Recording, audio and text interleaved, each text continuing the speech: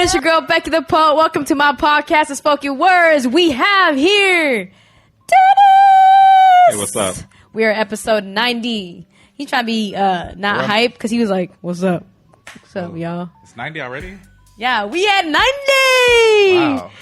Baby. I remember episode 1. Yeah, well, episode 1 was hard because I had to take a shot before, Yeah. and I was like, how do I start this episode? And it's only 10 minutes long. My season 1 was amazing. I always go back to it when I ever get lost. Why am I talking about season 1? Dennis was through it the whole time. I have. Been there, done that. I'm very proud. I'm very proud of how far you've come. We're about to go to 100. Yeah. 10 episodes, which is like about 2.5 months because, each week. We might have to drop 2 so it can drop on a specific week. You never know. But anyways, Dennis, how has working with me been these past 2.5 years? Yeah, it's been like 2.5 years. It's been a great journey. I feel like there's been tremendous growth. I remember when you first started off, you were like so nervous to even like start talking. I remember the first photo shoot. Talk louder, Becky. Yeah, I remember the first photo shoot that we did for all your promo stuff. Yeah, I remember. Gosh, when we first wearing that black dress, can't believe it. Yeah. Like, sure, I remember when we met at that Starbucks when we first like created the logo, probably in the first 5 minutes. Yeah. Too. So like, I love everything you create for me. I try my best. Send it over, Dennis. Send it over. My intro. My intro. You know, it was crazy. You're like, what do you want your intro sound to be? I was like, I don't know. And I was just walking around pacing in the studio. And I was like, Dennis, everybody's always talking about Becky this, Becky that. Becky. And you're like, all right, cool. So you threw it together. Yeah. And I'm pretty sure I'm going to get sued one day, but it's okay. Probably one day. But that's so okay. If anybody wants to create a new song with Becky and you're a Dallas artist, go right ahead. I'm down for it, but just not the Plies version. That's the best version. That is... arguably, that is the best version. That's my favorite. With Miss Becky, please, God, that was a great touch. That was a great touch. That's a touch of genius. I don't know what he's doing right now. We don't want to know. He's all over Instagram. But Dennis, you see me grow. You've seen lots of downfalls. Everybody has them. How did you handle those downfalls of like, I want to quit, this episode sucks, let's re-record? Like, how'd you deal with me? By just being there for whenever and however you needed me. I think because most times I guess I would describe myself as the creative producer of the show. So I've always just been behind the scenes, making sure like the show, rolls properly and it looks good and it sounds right.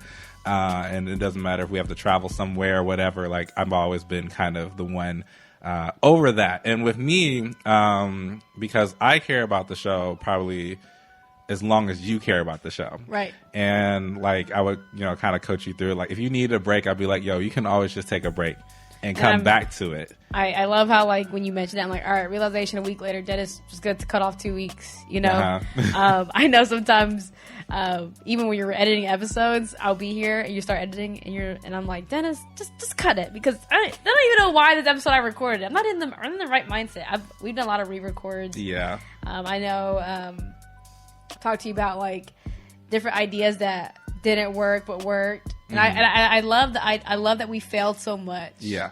And because it helped the show become better. And the thing about like, sometimes you do come to a place, where you maybe want to quit something or you forget why you do something. And I felt like my job within that was only to kind of help you, refresh and to remind you to take breaks or, think about different angles that you could approach it in or really try to get you to remember what you did it for in the first place. And once you kind of like He's trying to get emotional here. I'm not trying to get emotional. I'm just saying once you kind of, remember your why and you start to remember like, okay, what did I set out to do when I created Unspoken Words anyway?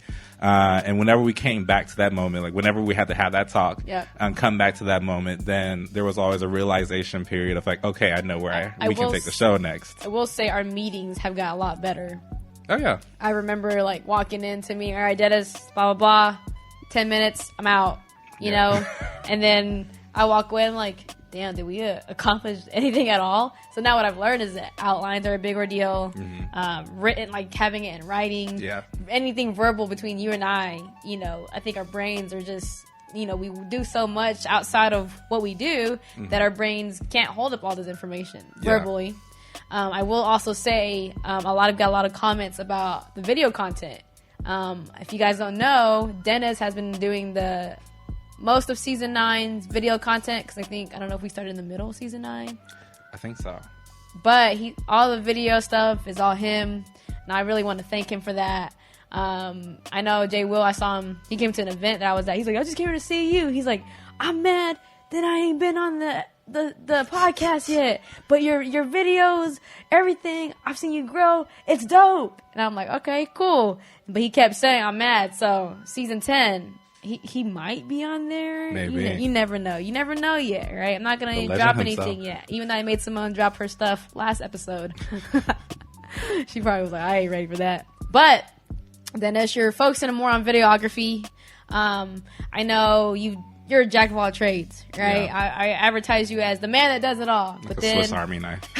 I stopped doing that. Once I started to realize that you were shifting your focus, even though it's hard because, I know you do great work for me, other podcasters, when it comes down to graphic designing, audio, et cetera, et cetera, et cetera. And I was just like, this. But then I also saw growth in you when it came down to finding your niche. Yeah. Which is a word I really don't understand sometimes, because it's like, you have your niche, but you can do it all, right? Yeah. So how do you balance that from what you really love, but everything else you can do?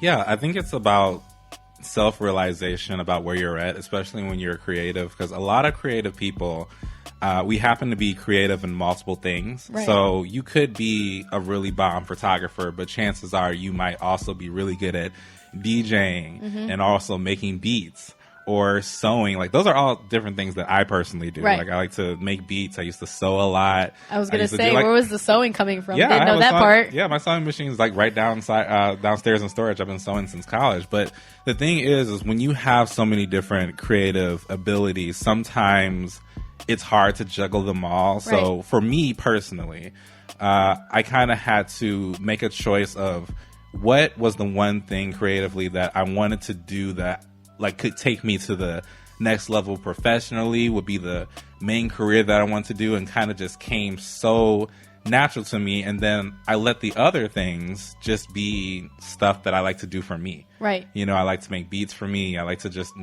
do all those other creative outlets. So DJ Waukee might be coming back on the low key. He's already back. Yeah, I stream every Friday now. Oh, yeah, on Twitch. Yep. Yeah. Last time I saw you streaming at 3 and I caught it at the end, and he's like, is the audio good? I wanted to chime in, but I didn't actually log into Twitch. I just caught you just only watched the video, but I see you vibing out here. Yeah, so I like to, because they're all different, pieces and assets of me. I recognize that they're all different pieces of me as well. I just have to always remember in what capacity, I want to do something. Because if I try to be all of them at the same time at the highest capacity, that's when a lot of times you can experience the worst burnout, and you just stretch yourself too far. Right. So with me, video, if you don't know, video is just my main bread and butter. Right. I started off with graphic design. That's what I studied at my school, which I'm wearing a jersey for FAMU. That's what I study. That's what my degree is in. But somewhere along the line, I realized that I loved video way more. Right. So I told a lot of people, I'm putting graphic design, just on hold. I don't know how long, but how did you have to break it down to clients that are already your clients now, and they're like, yo, Dennis, I need a logo, or I need something real quick. How did you tell him no? I just told him I don't do that anymore right now. Which is kind of tough and hard, because a lot of these clients have been my clients for years. I've been doing graphics for them for years, and here and there I will say yes if it's just a project that I already just like doing. Right. But new clients and new logos, new flyers, things like that, I will decline and just say, yeah, I actually don't do graphics anymore. Yeah. And that came to a realization when I was working on a project, and I was doing a lot of video at the time. But at the time I was like, I need money, I'll do some designs on the side. And I took up this one piece, and no matter what I was drafting up, no matter what I was drawing, it just wasn't hitting the mark where I wanted it to, and I realized that my creative tank was just gone. Were you able to finish that piece, No, or did you kind of just have to put a pause on it? Yeah, no, I emailed them and I told them, you know, I really want this piece to come out right for you. I care a lot about your brand and how this comes out, right. and I don't think I'm the one to get this done for you. Right. And that was tough because, like, I'm always known for being like the one, or Dennis does the graphics, Dennis does that, but in my heart and in my energy, I was just like, I don't want to do this anymore. And that's a hard realization when you've been doing this for pretty much like I've been doing this since like high school. Right. And now it's like, I don't want to. And I'm like, well, what? Like, why? But then when I picked up a camera, like everything, like I felt like my world just like opened up. So I know when you pick up a camera, you have two choices: photography, videography, and I guess videography falls into vlogging. I was gonna say that's the third choice. But how did you end up choosing just videography out of the others choices you could do with a camera? Yeah, I love movement. I love telling stories. So in college, like within a lot of competitions, step shows, and other things that I was involved in, there's a video element within our performances shows on the screen, the big stadium, and you get a chance to kind of tell a story along with like your performance. So I would come up with just like hilarious ideas and how to film it, how I wanted to film it. I had like actors doing certain things, and just by doing those and like hearing like the audience just like die of laughter and just like that reaction, like I just understood that I knew action way better and I understood movement way better than I did photo, because I love photo too. Photo was cool. Yeah. But I wouldn't say photo was my thing. That. Yeah, that's my brother Destin, who's really amazing. He does video as well, but I know photo is like something he loves, and then my dad does photography, and my cousins and them do photography. Like, it's a family thing. But for me, video has always been the thing that spoke out to me, because I get to tell a story using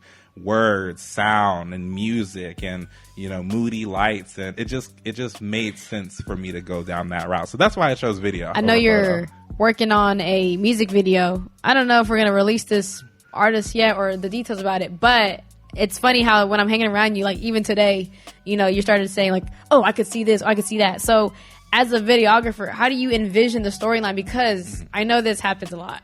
When I first started doing poetry videos, I sent my poem to my friend and I was like, hey, help me figure it out, you know? Yeah. So how do you create a storyline for these artists who reach out to you for music videos and whatnot, without, I guess, going against what their idea is? Because you know how music videos back then used to be storytelling. Then over the time, it just kind of got into like on top of the cars, just throwing money, right? So how are you bringing back the storytelling in music videos? Yeah. So kind of what I like to do is when I'm working with an artist, I'll ask them, you know, is there anything in your mind that you want to do? Because my biggest thing is, if I'm doing a piece for someone, I don't want to do something that's just so off kilter and does not fit their brand if they already have an idea. Because they might be like, I want to do a music video in a submarine. So it wouldn't make sense for me realistic? It could be, but like, it wouldn't make sense for me to come to them, you know, first and say, okay, I'm thinking about doing a video in the desert, and they already had in their mind that they wanted to do a submarine. So I first asked them if there was something that you wanted to do, if there was something like an idea that you had. And if not, I asked them like, would it be cool if like I came up with something based on the song? So I asked them to send, you know, their music. And I listened to it about 10 to 20 to 30 times. And I'll probably listen to it like for a full day. I'll dance to it. I'll take a shower. 'Cause I feel like your best ideas come in the shower. Honestly, like, they always do. Like, you get weird visions and stuff in the shower. And I just kind of meditate with the music. And I think about like, what's the wildest thing that I can do? 'Cause I love, you know, film. I love movies. I really love right now K-pop and a lot of their music videos, because they take it. I was talking to a group of people who were sitting at a dance, whatever the restaurant is called. It's like a K-pop restaurant, K-pop TV, and they were like, "Man, these visuals, blah blah blah." Like, yeah, like they're very inspiring, because like compared to US like videos, like these K-pop artists, they're like, I mean, I'm pretty sure in Asian culture, it's like you got to be your best at whatever you do. But they are hitting it hard. Colors, storylines, makeup, hairdo, like they're taking it to that B-rolls. Next level. And a lot of music video producers like myself, a lot of them have been saying, because back in the day when you had like MTV and you had, you know, like Yo MTV Raps, and you had like 106 in Park, it was all about the music video. Right.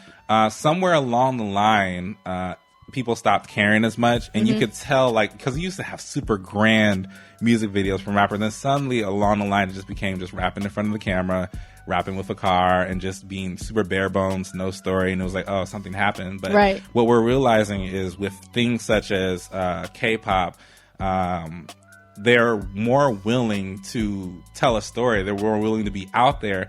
And it's exciting because then in America, what has been happening again with a lot of people's videos is they're getting creative again. And they're letting directors and people go crazy, like the Real Goats. I love the Real Goats who do the Babies video. Like they'll do some, some crazy weird stuff, and like, he's like consume his life into this, which is great. Yeah. But like, I think that's just kind of a big deal. It's like, I'll ask the artist, is there anything that you want to do? And then if not, I ask them if I can have creative liberty to come up with some really cool ideas. I think of off the wall stuff. And then I present it to them. Just like PowerPoint or, a PDF. And I'm like, this is all the things I'm thinking. This is where I want to shoot it. I'm thinking about doing this. And if I get the okay for it, and then I go crazy. And that's just kind of like you're going right now. Yeah, that's how that goes. Even he's for he's like, this will be cool. We need a low top Cadillac, whatever. Yeah, I'm just like, can we get this car? Can we get this venue? Can we get the giant pool? Like, I will go as far as the artist will let me, as far as, because it's their song, which means it's their vision. And with my vision, I just want to make sure that it's always complementing something that they want to do. So yeah. You do music videos, and then you do other videos for like, I guess, commercial shooting or brand shooting.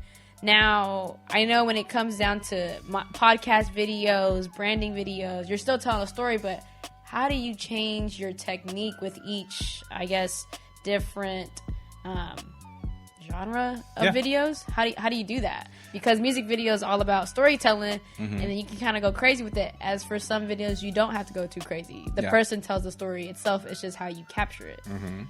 Yeah, I think the biggest thing for me is that there's always a story to tell. Even if it's not a music video, or even if it's not a movie that we're filming, there's always a story to tell. So let's say it's Unspoken Words, and we're recording Unspoken Words.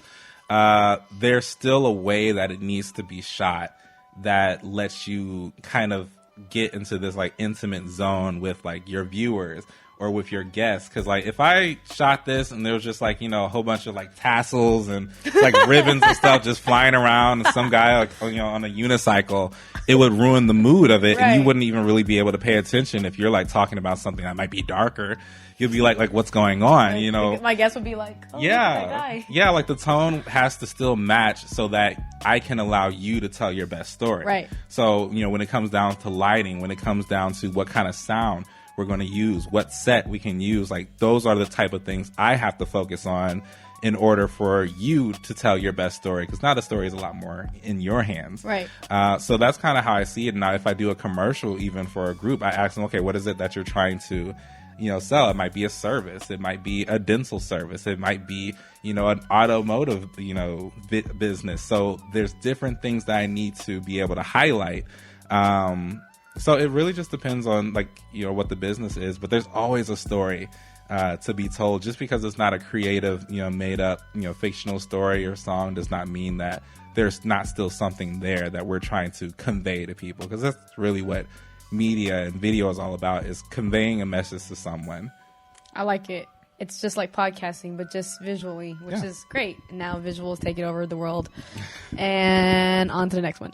But people who are coming to you, new clients, old clients, I know what are 3 things that you want to give them as your clients? What's your 3 goals that you want to end with your clients? Does that make any sense, Becky? Yeah, like 3 things that I want my clients to leave. Yeah, you made it sound so much better. Yes. So I think 3 things that I want them to kind of have is, I want whatever I create to match, the type of energy that they're bringing, or to get their message across.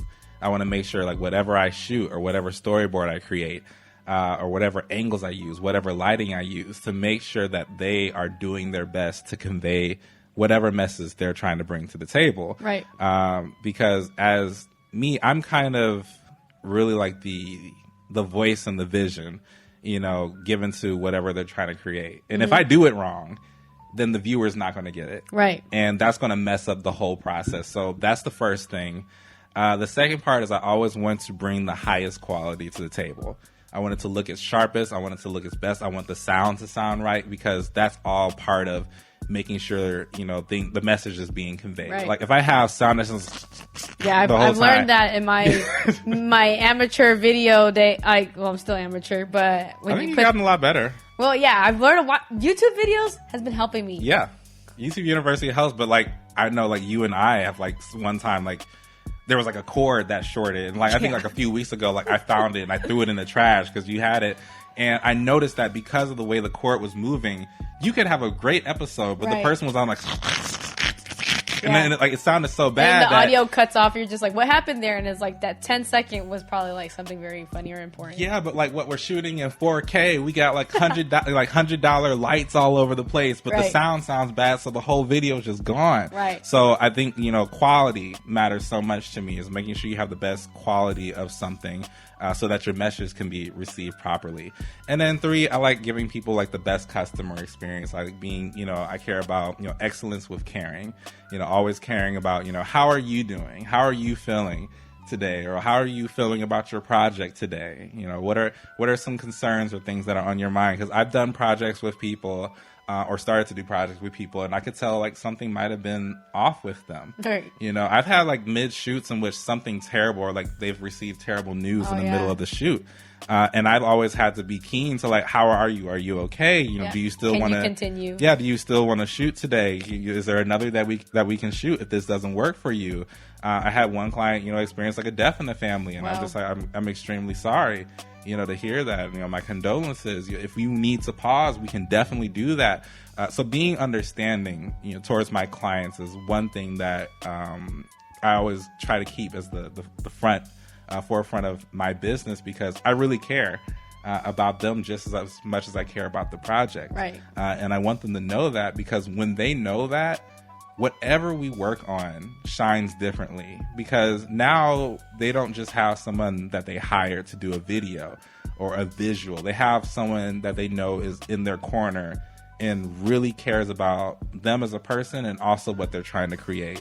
I know, because I know whether you're investing money into whatever it is, you want to make sure that who you're investing into is giving you the product that you want. Yeah. And that's one thing about when it comes down to finding the right person to work with you, because if you don't, sometimes people just will take your money and they'll give you some stuff you probably could have done on your phone, and you're just like, what? Yeah. And then you just get angry. Yeah, it's the worst. It's like betrayal. It's the worst feeling of betrayal. It's like someone getting your order wrong. When you go to like eat something and it's just was wrong. Not sweet. Yeah, it's like it feels like betrayal. Like, and that's important to me. So listening and caring would be like my third thing. But yeah, that's my So secrets. is McMurray Filmworks a thing? Yeah, McMurray Filmworks. That's the name of the business. My other personality name is ShotbyDen. That's just, they go hand in hand. But yeah, I love it. I like it. You guys love it. You guys tell me all the time. The quality of video is great, and it's this guy right here.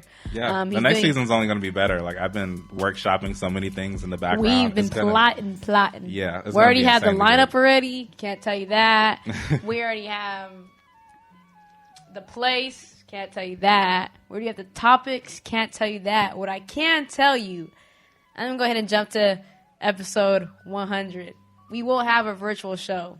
I'll tell you that. That's all I got. All right. You guys, like, subscribe, share this YouTube link, follow ShotbyDen, McMurray Filmworks. Is that the other Instagram? Yeah, you got it right. That's it. And then reach out to Dennis if you need some music videos. Give him the ideas, because he's ready. I don't know what that was, but he was ready. Yeah, that was something. That was definitely something. For you guys, we are out. Episode 90 is in the books. Season 9 is in the books. Thank you so much for listening. Tune in for more, and you'll see more of me and him and Simone and everybody else who was in this season. Love y'all. If you haven't yet, please subscribe to my YouTube at Becky the Poet, and then follow me on Instagram, Becky the Poet, and the podcast, Unspoken Words Podcast. All right, you guys. Love y'all. Was that it? Was that all it?